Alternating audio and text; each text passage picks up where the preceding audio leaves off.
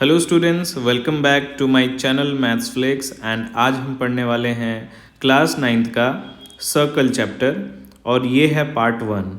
इस वीडियो में मैं आपको बताऊंगा इस चैप्टर के कुछ बेसिक्स और हम सॉल्व करेंगे इस चैप्टर के सभी थ्योरम्स को जिससे आपको बहुत डर लगता है। तो चलिए स्टार्ट करते हैं। ये फर्स्ट जो आप देख रहे हैं पिक्चर, ये जो है हमारे पास में, ये क्या है? ये सर्कल है। सर्कल आप सबको पता होगा क्या होता है, राइट? सबको पता है कि सर्कल क्या होता है। उसके बाद सेकंड, सर्कल में डायमीटर आपको पता है क्या होता है? एक ऐसा कॉर्ड आपको पता होगा क्या होता है ना? कॉर्ड एक लाइन सेगमेंट होती है जिसके दोनों एंड सर्कल के बाउंड्री को इंटरसेक्ट कर रहे होते हैं, ठीक है। तो जैसे कि आप ये सर्कल देख रहे हैं, इसके अंदर ए बी जो है ये क्या है? डायामीटर। और डायामीटर जो होता है वो सर्कल का सबसे लॉन्गेस्ट कॉर्ड या लार्जेस्ट कॉर्ड आप बोल सकते हो, वो होता है, ठीक है। तो आप इसको लिख सकते हो, diameter is the largest chord of the circle, right? Diameter is the largest chord of the circle आप बोल सकते हो, ठीक है। और ये क्या है हमारा? ये क्या है? ये है रेडियस, ठीक है। ये हमारा क्या था? डायमीटर। और इसी को हम क्या कहते हैं? कॉर्ड, ठीक है। ये क्लियर हो गया। अगर आपसे फिल इन द ब्लैंक्स में या कहीं पूछा जाए कि भाई एक सेंटर से कितने कॉर्ड पास हो सकते हैं, तो इन्फिनिटी कॉर्ड्स पास हो सकते हैं एक पॉइंट से, राइट? है ना? तो आप ये बता सकते हो। अब हम स्टार्ट करते हैं। पहले मैं इसको इरेज कर देता हूं ताकि आप लोगों को हर चीज़ बहुत क्लियरली समझ में आए।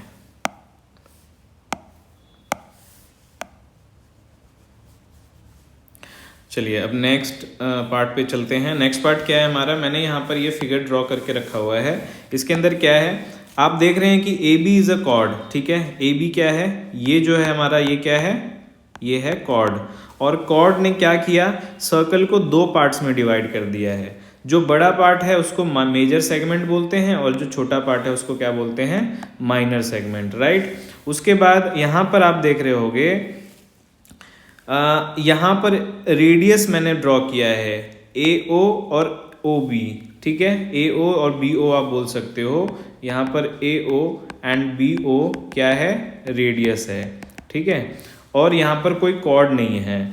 तो जहाँ पर सिर्फ रेडियस हो और रेडियस एक एंगल फॉर्म कर रहा हो, जैसे कि इस डायग्राम के अंदर कर रहा है, तो वो क्या सर्कल को दो पार्ट्स में डिवाइड कर देते हैं, है ना। यहाँ पर हमें दिख रहा है कि भाई ये जो पार्ट है ये अलग है और ये वाला अलग है ना। ये पार्ट अलग है और ये पार्ट अलग है। तो जाहिर सी बात है, छोटी चीज़ों को आप हमेशा क्या बोलते हो? माइनर। और बड़ी चीज़ों को क्या बोलते हो? मेजर। तो माइनर मेजर में तो इतना कुछ सोचने जैसा नहीं है, बस यहाँ पर सेगमेंट और यहाँ सेक्टर है। तो दोनों चीज़ों में क्या डिफरेंस है? कॉर्ड जब सर्कल को दो पार्ट्स में डिवाइड कर दे तो सेगमेंट बनता है, और ये जो आर्क आप बोल सकते हो उसको, यहाँ पर ये हमारा क्या है? ये जो आप देख रहे हो ए पी बी, ये इसको क्या कहेंगे? माइनर आर्क, ठीक है। ये क्या है हमारा? Minor arc. और ये जो है हमारा, इसको क्या बोलोगे आप? इसको बोलोगे मेजर आर्क, ठीक है। ये क्या है हमारा? Major arc. तो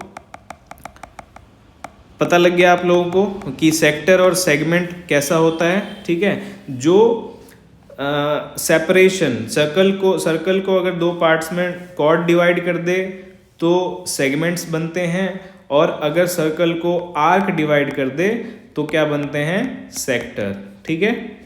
और अगर कॉर्ड डिवाइड कर दे तो क्या बनते हैं? सेगमेंट्स, ठीक है। और माइनर और मेजर तो आप देख के ही बता दोगे। तो ये भी समझ में आ गया, ये भी समझ में आ गया। ये रेडियस, डायमीटर और सर्कल के बेसिक्स तो आपको पहले से भी पता होंगे, ठीक है। अब चलिए नेक्स्ट टॉपिक पर चलते हैं। अब आता है हमारा थ्योरम 9.1, ठीक है। थ्योरम 9.1 क्या है हमारा? थ्योरम 9 पॉइंट है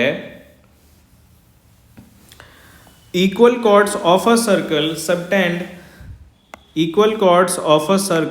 subtend equal angle at the centre. ठीक है, मतलब इन्होंने क्या कहा, गिवन क्या है इसके अंदर, अगर आप लिखोगे जब इसको सॉल्व करोगे तो ये जो फर्स्ट स्टेटमेंट होती है हर थ्योरम के अंदर, बच्चे क्या करते हैं, कंफ्यूज हो जाते हैं। आप पहले थ्योरम को, क्वेश्चन को जब पढ़ोगे तब आपको चीज़ें समझ में आएंगी। इन्होंने क्या कहा कि एक सर्कल का जो इक्वल कॉर्ड्स हैं, मतलब दो कॉर्ड्स की बात की गई है यहाँ पर, एक कॉर्ड की नहीं।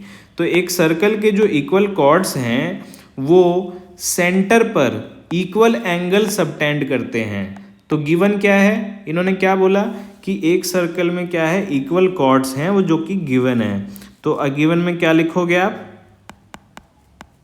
यहाँ पे लिख दोगे कि जो दो कॉर्ड्स हैं, दो कॉर्ड्स कौन से हैं, ए बी, वो क्या है, सी डी के इक्वल है, ये गिवन है। ठीक है, और प्रूव क्या करना है आपको,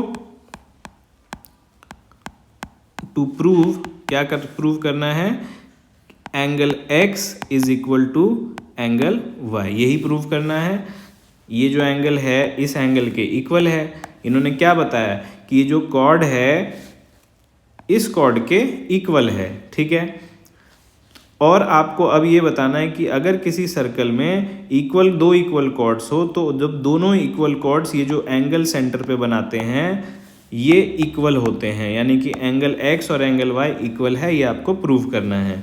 अब आप देखिए एंगल x कौन से ट्राइंगल में आ रहा है, ये ट्राइंगल AOB में। एंगल y कौन से ट्राइंगल में आ रहा है, एंगल ट्राइंगल COD में। ठीक है, तो इन दोनों ट्राइंगल को अगर हम कॉन्ग्रुएंट प्रूव कर दें तो ये आंसर आ जाएगा हमारा, है ना। ट्राइंगल चैप्टर में आपने पढ़ा होगा कॉन्ग्रुएंट कैसे प्रूव करते हैं। ठीक है, तो हमें क्या करना है, इस ट्राइंगल को और इस ट्राइंगल को कॉन्ग्रुएंट प्रूव करना है, जिससे कि हम एंगल x और एंगल y को CPCT से इक्वल प्रूव कर देंगे। ठीक है, तो इन दोनों ट्राइंगल को हम कॉन्ग्रुएंट प्रूव करते हैं। यहाँ पर लिखते हैं in triangle AOB and triangle COD, right. अब AOB में देखो क्या सिमिलर है, AOB का AB इक्वल किसके है, COD के CD के, राइट। दूसरी चीज क्या इक्वल है, इसका आप ये रेडियस देखिए, AO क्या है, रेडियस है, सेंटर से बाउंड्री तक टच हो रहा है, तो इसका AO और इसका CO दोनों भी इक्वल हैं, तो AO is equal to CO। और इसका देखिए आप BO और इसका DO, ये भी इक्वल हैं, ये भी रेडियस ऑफ द सर्कल है, तो BO is equal to DO। तो इसका रीजन क्या हो जाएगा, रेडियस ऑफ सर्कल। ठीक है, ये रीजन है इसका। और ये AB is equal to CD क्या था, ये था गिवन। ठीक है, तो अब ये तीनों चीजें जब आपने लिख दी तो आप लिख सकते हो ना इसको कि भाई triangle, therefore triangle AOB is congruent to triangle COD by, किस रूल से हुआ ये, देखिए first side, second side, third side, first side, second side, third side, तो ये साइड रूल से हो गया, है ना। तो यहाँ पर हम लिख देंगे बाय SSS रूल। ठीक है, अब डायरेक्ट आप एंगल AOB का एंगल x, ट्राइंगल AOB से एंगल x और ट्राइंगल COD से एंगल y को इक्वल लिख सकते हैं, किससे, बाय CPCT। ओके, तो ये प्रूव हो गया हमारा, यहाँ पर हमने प्रूव कर दिया। तो इजी था ना, इसमें क्या था, कुछ भी नहीं था, गिवन हमने लिख दिया यहाँ पर कि दो कॉर्ड्स जो हैं वो इक्वल हैं और दोनों कॉर्ड्स ने ट्राइंगल फॉर्म किया है, दोनों ट्राइंगल को कॉन्ग्रुएंट प्रूव कर दिया बहुत ईजिली। और उसके बाद हमने CPCT से डायरेक्ट ये प्रूव कर दिया जो कि हमें यहाँ पर प्रूव करना था, equal angle at the centre subtends. ठीक है, अब चलिए नेक्स्ट इसके कन्वर्स पे चलते हैं, इसका उल्टा बिल्कुल।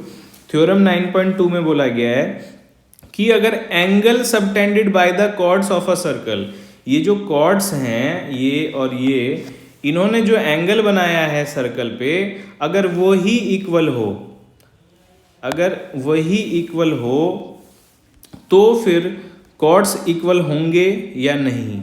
ठीक है, तो ये आपको प्रूव करना है। ठीक है, तो मैं इसको इरेज कर देता हूँ पहले।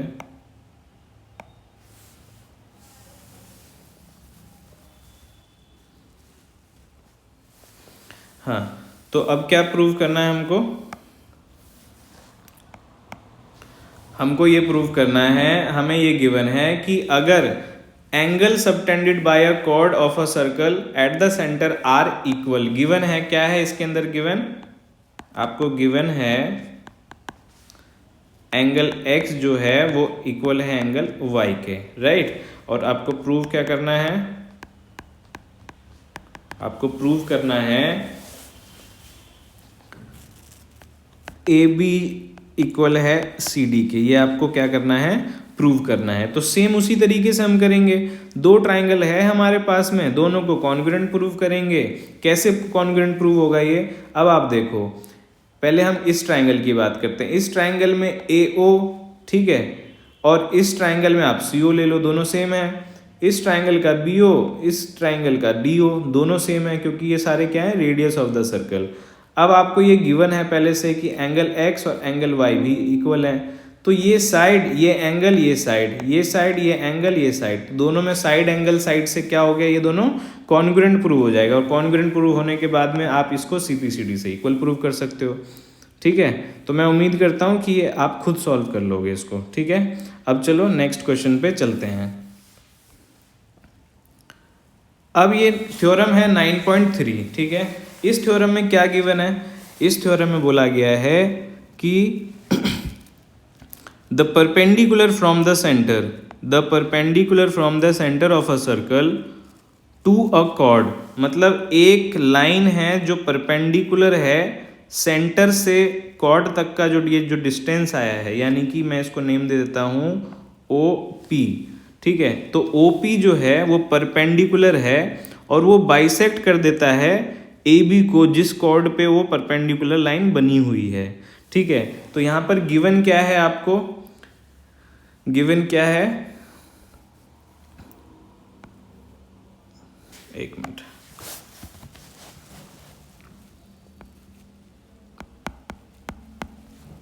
आपको गिवन है कि OP जो है वो परपेंडिकुलर है AB पे। ठीक है, और दूसरी चीज़ क्या गिवन है आपको, यहाँ मैं लिख देता हूँ Q। तो आपको गिवन है कि OQ is perpendicular on CD, right. तो ये दो चीज़ें आपको गिवन है। अब आपको प्रूव क्या करना है, आप क्या लिखोगे, आपको प्रूव करना है, आपको प्रूव करना है कि जो परपेंडिकुलर है सेंटर से, जो सर्कल कॉर्ड पर जो आया है, वो कॉर्ड को बाइसेक्ट कर देती है, बाइसेक्ट द कॉर्ड। मतलब आपको ये प्रूव करना है कि ये AP जो है, ठीक है, ये BP के इक्वल है। ठीक है, और आपको ये प्रूव करना है कि ये जो CQ है वो DQ के इक्वल है। ठीक है, तो अगर ये OQ CD के ऊपर परपेंडिकुलर हैं तो CQ और DQ भी इक्वल होंगे, ये आपको प्रूव करना है। ठीक है, तो हम यहाँ पर लिख देते हैं, हमें क्या प्रूव करना है, AP is equal to BP, और क्या प्रूव करना है हमको, CQ is equal to DQ, right. यही दोनों चीज़ें प्रूव करनी है हमें। ठीक है, तो कैसे प्रूव करेंगे, हमें इसके लिए क्या करना पड़ेगा, हमें इसके लिए कंस्ट्रक्शन करना पड़ेगा। ठीक है, कंस्ट्रक्शन करके फिर हम तभी इसको प्रूव कर सकते हैं। तो पहले हम इसको और इसको इक्वल प्रूव करते हैं, है ना। इसको इक्वल प्रूव करने के लिए हमें क्या करना पड़ेगा, ये कंस्ट्रक्शन करना पड़ेगा आपको। ठीक है, तो आपको कंस्ट्रक्शन करना पड़ेगा। आप लिखोगे जॉइन OA एंड OB और OC एंड OD। तो हमने इसको भी ज्वाइन कर दिया, हमने इसको भी ज्वाइन कर दिया। तो अब हमारे पास में क्या है, अगर आप देखिए, अगर आपको इसको और इसको इक्वल प्रूव करना है तो ये दोनों किसी दो ट्राइंगल्स के अंदर एग्जिस्ट करने चाहिए, है ना। तो इसको हम ट्राइंगल नंबर 1 मान लेते हैं, इसको ट्राइंगल नंबर 2 मान लेते हैं, इसको ट्राइंगल नंबर 3 मान लेते हैं, इसको ट्राइंगल नंबर 4 मान लेते हैं। तो पहले ट्राइंगल 1 और ट्राइंगल 2 को कॉन्ग्रुएंट प्रूव कर लेते हैं, जिससे CPCT से हम AP और BP को इक्वल प्रूव कर पाएंगे। और सिमिलरली हम 3 और 4 को भी फिर कॉन्ग्रुएंट प्रूव करके CQ और DQ को इक्वल प्रूव कर लेंगे। तो पहले हम इसको करते हैं, ठीक है। तो हम यहाँ पे लिखते हैं in triangle APO and triangle BPO, ठीक है। AP, अब आप देखो APO के अंदर में AO, ठीक है, और BPO के अंदर, BPO के अंदर में BO, दोनों इक्वल होंगे क्योंकि रेडियस ऑफ द सर्कल है, ठीक है। तो AO is equal to BO, reason radius of circle, ठीक है। सेकंड क्या चीज़ है, सेकंड आप देखो OP कॉमन है, ये जो लाइन है रेड वाली, ये क्या है, दोनों में कॉमन है। तो आप लिख सकते हो कि OP is equal to OP and this is common, ठीक है, ये दोनों कॉमन है। तीसरी चीज़ कि आप देखो कि इसके अंदर एंगल APO, यानी कि जो ये वाला एंगल है और इसका ये जो एंगल है वो 90 डिग्री का है ना। तो हम लिख सकते हैं यहाँ पर कि angle APO is equal to angle BPO, ठीक है। तो ये दोनों अगर इक्वल हैं तो क्या होंगे, रीजन क्या है इसका, बोथ 90 डिग्री। अब हम लिख सकते हैं therefore triangle APO is congruent to triangle BPO। अच्छा, ये दोनों किस रूल से कॉन्ग्रुएंस हुए हैं दोनों, तो आप देखो ये साइड था, फिर ये साइड था और ये एंगल है। तो साइड साइड एंगल ऐसा रूल तो होता नहीं है।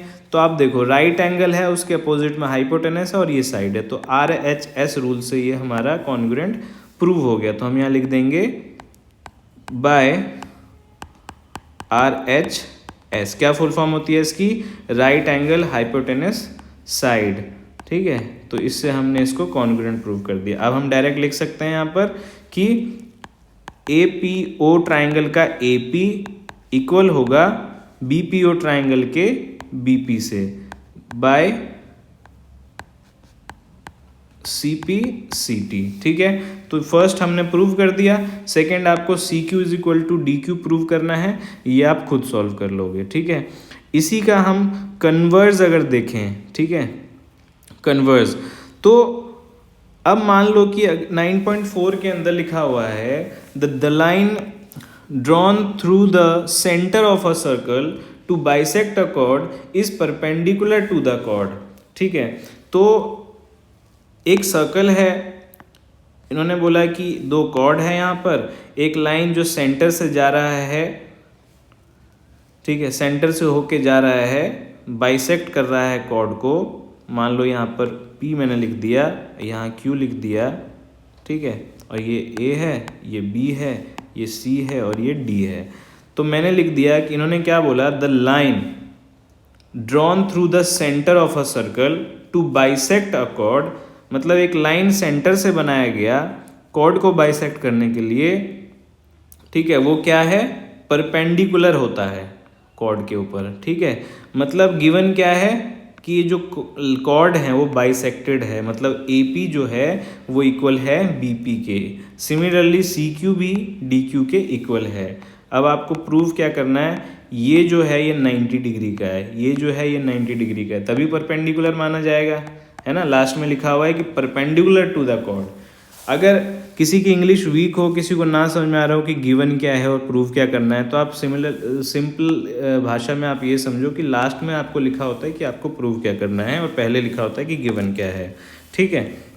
तो इसके अंदर गिवन क्या है आपके पास में, गिवन है AP is equal to BP और दूसरी चीज़ क्या गिवन है, CQ is equal to DQ, ये दोनों चीज़ें गिवन है। तो अब आप क्या करोगे, यहाँ से ऐसे कंस्ट्रक्ट करोगे, यहाँ से कंस्ट्रक्ट करोगे और कंस्ट्रक्ट करके आप इसको प्रूव कर दोगे। कैसे? ये साइड कॉमन होगा इन दोनों ट्राइंगल में, ये और ये रेडियस है, ये और ये भी इक्वल है, साइड से दोनों केस में आपका ये कॉन्ग्रुएंट प्रूव हो जाएगा। और आप डायरेक्ट लिख दोगे angle APO and angle BPO is equal to 90 degree. ठीक है, तो डायरेक्ट ये प्रूव हो जाएगा कि ये परपेंडिकुलर है।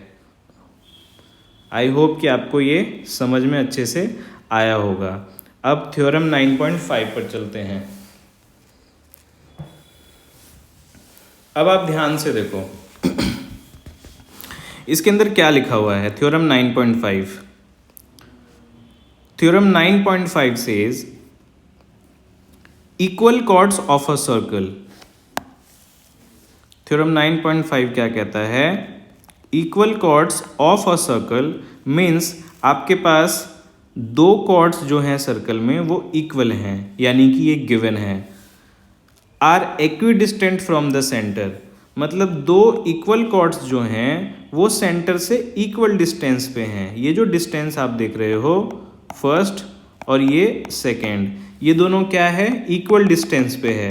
तो ये आपको प्रूव करना है। गिवन क्या था इसके अंदर? इक्वल कॉर्ड्स, और प्रूव क्या करना है? Equidistant from the centre. ये जो थ्योरम 9.5 है इसमें कॉन्ग्रुएंट सर्कल और ये जो ब्रैकेट में लिखा हुआ है इसमें बच्चे कंफ्यूज होते हैं, इसमें आपको कंफ्यूज नहीं होना है।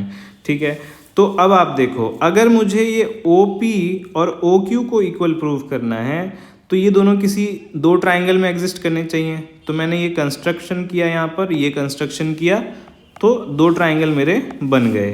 तो ये ट्राइंगल नंबर 1, ये ट्राइंगल नंबर 2।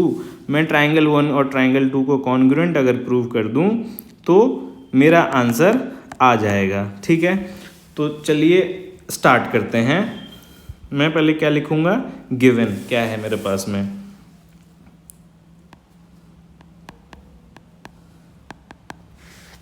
गिवन क्या है इस क्वेश्चन में? इस थ्योरम में आपको लिखा हुआ है equal chords of a circle. तो जो कॉर्ड्स हैं इस सर्कल में वो इक्वल हैं। गिवन क्या है? AB is equal to CD, right.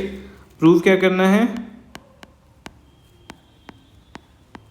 To prove OP is equal to OQ। ठीक है, क्या प्रूव करना है? यहाँ क्या लिखा हुआ है? Equal chords of a circle are equidistant from the centre. जो इक्वल कॉर्ड्स हैं वो सेंटर से इक्वल डिस्टेंस पर हैं, ये आपको प्रूव करना है। अगर इक्वल डिस्टेंस होगा तो OP OQ के इक्वल होगा।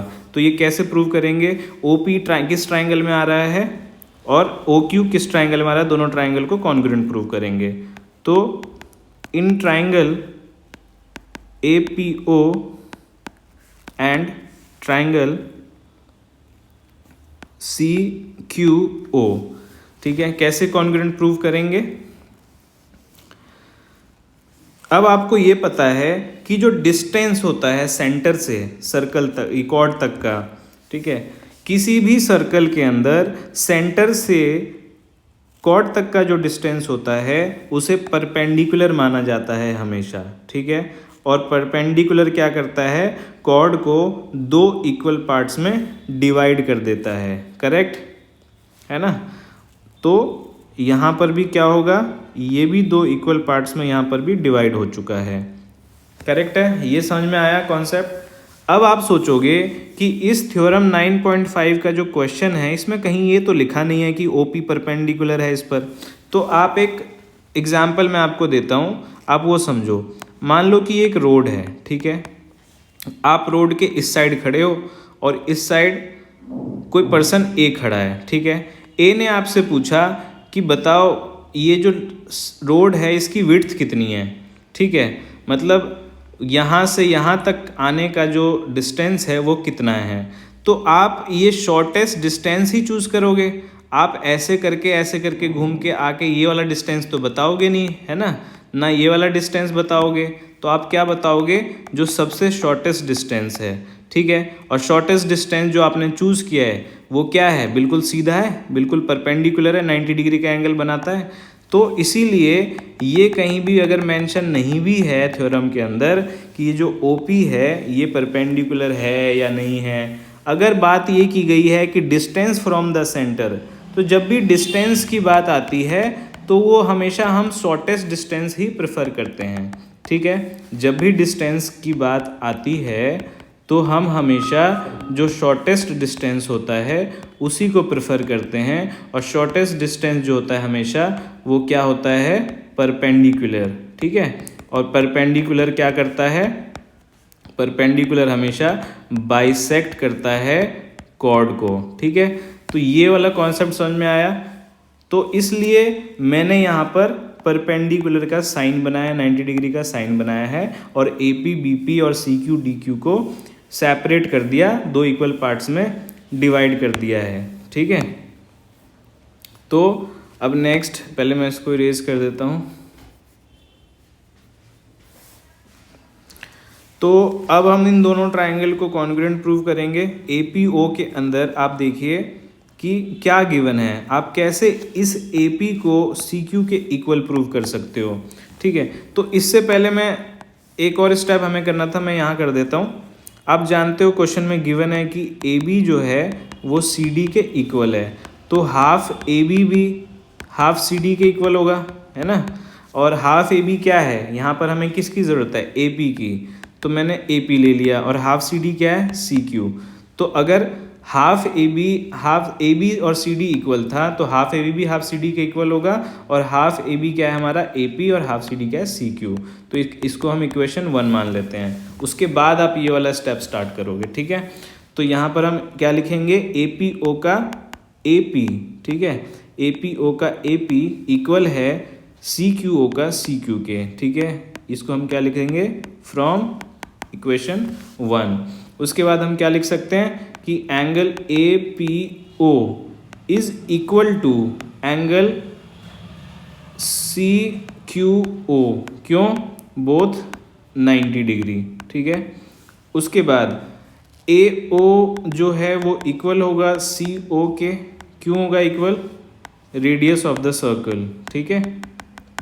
इसलिए अब क्या हो गया, 1 2 3, हमने तीनों चीज़ें प्रूव कर दिया। इसमें आप बताओ कौन सा कॉन्ग्रुएंसी रूल लग रहा है। इसमें आप देखो ये हाइपोटेनस है, ये साइड और ये राइट एंगल है, तो राइट एंगल हाइपोटेनस साइड इसमें लगेगा। तो हम यहाँ पर लिख सकते हैं कि triangle A P O is congruent to triangle C Q O by are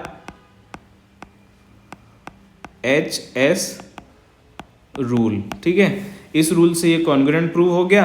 अब आप डायरेक्ट लिख सकते हो, क्या क्या प्रूव करना था हमको, ए पी ओ के अंदर ओ पी आ रहा है वो इक्वल होगा सी क्यू ओ के अंदर जो ओ क्यू आ रहा है उसके, ठीक है, by C P C T से, ठीक है। इससे ये इक्वल प्रूव हो गया।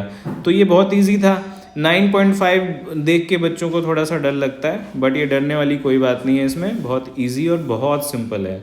अब अगर मैं थ्योरम 9.6 की बात करूँ, इसके अंदर क्या लिखा है, chords equidistant from the centre, मतलब अब ये उल्टा हो गया। इसमें आपको ना ये चीज़ गिवन है और ये प्रूव करना है, ठीक है, ठीक है। तो ये कैसे करोगे, अगर आपको ये और ये इक्वल बता रखा है और आपको प्रूव करना है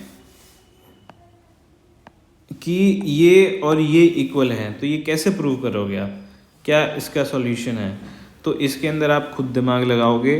थ्योरम 9.6 और 9.7 और 9.8 आगे के 3 और थ्योरम्स हैं, वो हम नेक्स्ट पार्ट में अपलोड करेंगे। ये पार्ट 1 है।